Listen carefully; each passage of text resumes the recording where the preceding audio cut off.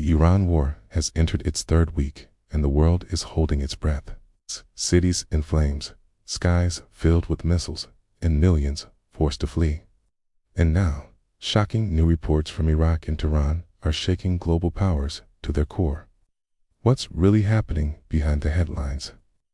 Stay tuned, because what you're about to see could change how you view this war forever. Before we dive in, make sure to like, share, and subscribe to stay updated with the latest breaking news from the Middle East and around the world. Your support helps us bring you more in-depth coverage every day. It's been 2 weeks since the Iran war erupted, and there seems to be no sign of it slowing down. Tensions in the region are escalating, with devastating consequences for civilians and soldiers alike. The U.S. military has confirmed a tragic loss. All 6 crew members aboard an American refueling plane perished when it crashed in western Iraq. Thankfully, officials report that the crash was not due to hostile fire. But it highlights the dangers faced by military personnel in active war zones. Meanwhile, Israel has intensified airstrikes over Tehran, Iran's capital, and expanded operations against Hezbollah strongholds in Beirut, Lebanon. Although there have been no new attacks on oil tankers near the Strait of Hormuz today, the strategic waterway remains virtually closed to Western shipping, creating global ripples in the energy market. If you think this could trigger a global energy crisis, comment "crisis below." Let's see how many of you are following this closely. Oil-rich nations such as Saudi Arabia and the United Arab Emirates continue to be prime targets, heightening fears of further escalation in the Gulf.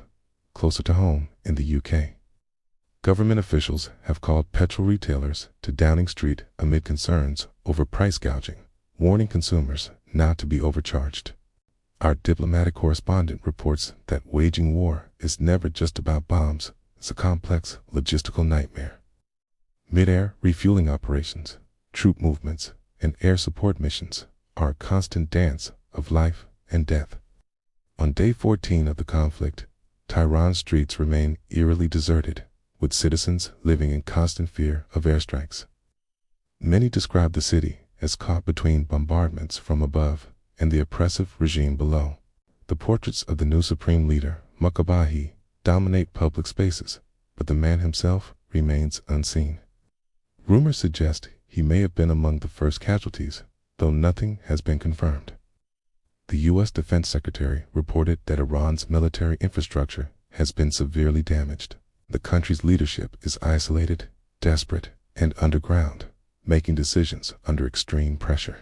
Some reports even suggest that the new leader is injured and potentially disfigured. At a recent rally, regime officials staged a defiant appearance, calling for death to Israel and death to America. State television broadcast "Smoke Rising from Another" targeted airstrike, serving as a chilling reminder of the war's human cost. The Iranian Red Crescent has released footage showing residential neighborhoods hit by bombs, homes destroyed, and civilians struggling to survive. Rescue teams work tirelessly to find survivors amid rubble, but the scale of destruction grows daily. The United Nations reports that over 3 million Iranians have fled the country, seeking safety from relentless bombings. In Lebanon, the aftermath of Israeli airstrikes in the south has caused widespread civilian suffering, with families displaced and basic infrastructure destroyed. Israel has warned that operations will expand if rocket attacks from Hezbollah continue, making the conflict dangerously unpredictable. Imagine living under constant bombardment with no way to escape. What would you do? Comment below with your thoughts. It's important to pause and think about the human costs of these conflicts. This regional war has far-reaching consequences. Energy markets are particularly vulnerable. Today, Russia received good news as oil tankers stranded in the Gulf could finally move, thanks to a U.S. waiver allowing the purchase of sanctioned oil products. However, this move has sparked tension with Europe and the UK, who opposed the waiver, fearing it undermines international sanctions. The ripple effects on global energy prices could be massive, influencing economies far beyond the Middle East. Meanwhile, Governments around the world are closely monitoring the situation, weighing responses while preparing for potential humanitarian and military escalations. Experts warn that the conflict shows no signs of slowing, with both sides preparing for more sustained operations. For civilians, the daily threat of airstrikes, displacement, and resource shortages remains relentless. The war has also exposed critical geopolitical vulnerabilities. The Strait of Hormuz, one of the world's most important shipping lanes, remains a choke point, highlighting how regional conflicts can quickly become global economic crises. While international diplomacy continues behind the scenes, the reality on the ground remains grim. The coming weeks will likely determine whether the conflict spreads further or if there is a chance for de-escalation. What do you think will happen next?